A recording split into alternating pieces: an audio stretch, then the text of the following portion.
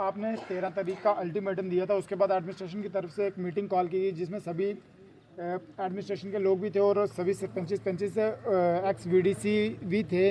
आज क्या मीटिंग हुई आपकी एडमिनिस्ट्रेशन के साथ? सबसे पहले आपका धन्यवाद अरुण जी। जैसा आपने पूछा है कि 13 तारीख के विषय में हमने एक ज्ञापन जो है एडमिनिस्ट्रेशन को दिया था, जिसमें यह स्पष्ट किया था कि एक हफ्ते का 7 तारीख को हमने अल्टीमेटम दिया था जो सियोट कालाकोट रोड को लेकर जो पिछले 1.5 वर्ष से पेंडिंग जो कार्य था उसमें काम क्यों नहीं शुरू हो रहा। तो आज प्रशासन ने कल शाम को ही फ़ोन किया था कि भाई एक बार इंडेफिनेट स्ट्राइक पर जाने से पहले हम आपसे बात करना चाहते हैं। तो हमने कहा ठीक है, आपका हुक्म सिर माथे पर, भाई हम आ जाते हैं, हमें जाओ आपका हुक्म होगा आएंगे। तो तभी आपने देखा कि हमारे बीडीसी साहब हैं, सरपंचीस हैं, मंडल अध्यक्ष जी हैं और मार्केट के लोग हैं, मतलब अन्य अन्य किस्म के यहाँ पर सारे नुमाइंदे मौजूद थे। उनकी सरपरस्ती में यहाँ पर बैठक हुई है और डिपार्टमेंटों ने अपना अपना पक्ष रखा है और लोगों ने भी सुनाया है। और इसमें हम कह सकते हैं कि एक निराशाजनक मीटिंग हुई है जिसमें हमें कोई विकल्प नज़र नहीं आया कि रोड शुरू होगी। लिपापोती और लोगों के आंखों में धूल झोंकने का जो प्रोसेस है वो फिर से रिपीट हुआ है और हमने यहाँ पर यही किया है कि हम अपने निर्णय पर अटल हैं। हम इंडेफिनेट स्ट्राइक पर जाएंगे जब तक ये रोड का कार्य शुरू नहीं होता या क्लियरेंस वगैरह का मैटर क्लियर नहीं होता, तब तक हम उठने वाले नहीं हैं। आप एक एक करके सबसे पूछ सकते हैं। सर, फॉरेस्ट डिपार्टमेंट की जानिब से रोक लगाई गई थी रोड पर। आज फॉरेस्ट डिपार्टमेंट के आला अधिकारी भी इस मीटिंग में मौजूद थे, उनकी जानिब से क्या उद्घोषण दिया गया आपको? देखो, यहाँ भी एक बहुत बड़ा पेचीदा मामला है। जो सोलकी ब्रिज तक रोड है हमारी, वो कुछ पोर्शन जो है वो सब डिवीज़न कालाकोट में पड़ता है और डीएफओ साहब रजौरी बैठते हैं जी। सियोट से लेकर सोलकी ब्रिज तक का पोर्शन जो है वो डीएफओ नज़ारा के पास है, तो रेंज ऑफिसर सुंदरबनी बैठते हैं। अब कालाकोट की बात तो यहाँ पर हुई है, इन्होंने बताया कि एनओसी प्रोसीडिंग में है, वहाँ टेबल पर पहुँच गई है, तो हमें पहले से पता है, पर पिछले 1.5 साल से हम लोग सुन रहे हैं। अब नौशहरा वालों का कोई रिस्पॉन्ड नहीं है। अब देखिए, अब इसमें किस तरह से लोग माने कि यहाँ ये बिल्कुल डिपार्टमेंट तरीके से काम कर रहा है और एनओसी हो जाएगी। और 1.5 साल में नहीं हुई तो ये इन्होंने कहा 5 दिन का समय दीजिए। भैया, जो काम 1.5 वर्ष में नहीं हुआ 5 दिन में हो सकता है? सर, खोखले वादे किए जा रहे हैं। ये स्पष्ट बात है भैया, सामने दिखता है इसमें।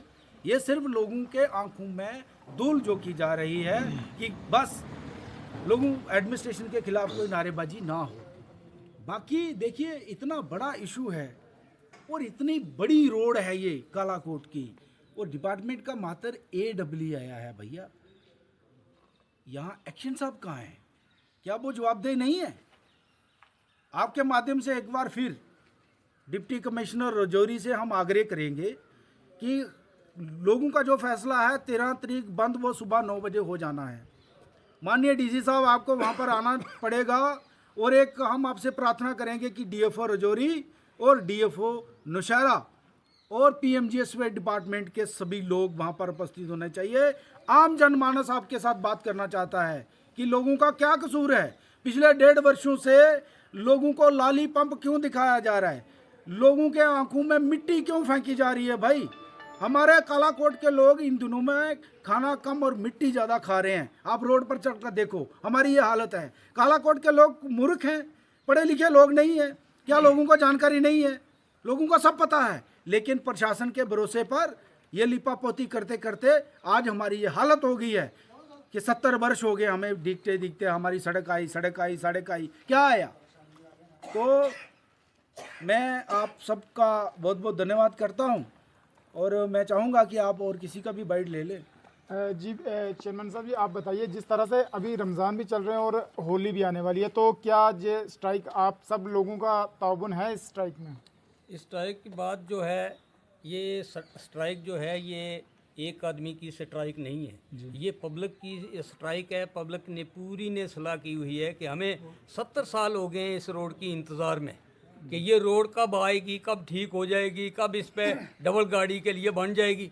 तो वो नहीं हुई, तो इससे लोगों ने तंग आके ये फैसला किया है कि हम रोड पर उतरेंगे, वहाँ ही लोग भी और वहाँ ही रोड के नामिंदे भी हैं जो होंगे।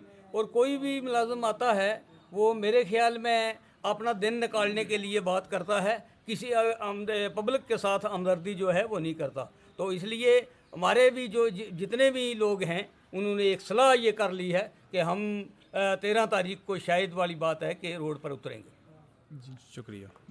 जी मंडल प्रधान जी, आप बताइए कि एडीसी साहब की तरफ से और जो फॉरेस्ट के लोग आए थे उनकी तरफ से आपको क्या आश्वासन मिला? देखिए अरुण जी, आपका बहुत बहुत शुक्रिया कि आप तो हर समय जो पब्लिक के इशू होते हैं उसमें बढ़ चढ़ कर हमारा साथ भी देते हैं, इसलिए हम आपका बहुत बहुत धन्यवादी हैं। जैसा कि यहाँ पर मीटिंग के बारे में आप पूछ रहे हैं, एडीसी साहब थे, रेंज ऑफिसर साहब थे, तो बातें वही हुई हैं कि हमें एक बार और फिर से टाइम दिया जाए, समय दिया जाए, तो इस एक हफ्ते के समय हम उसको करेंगे।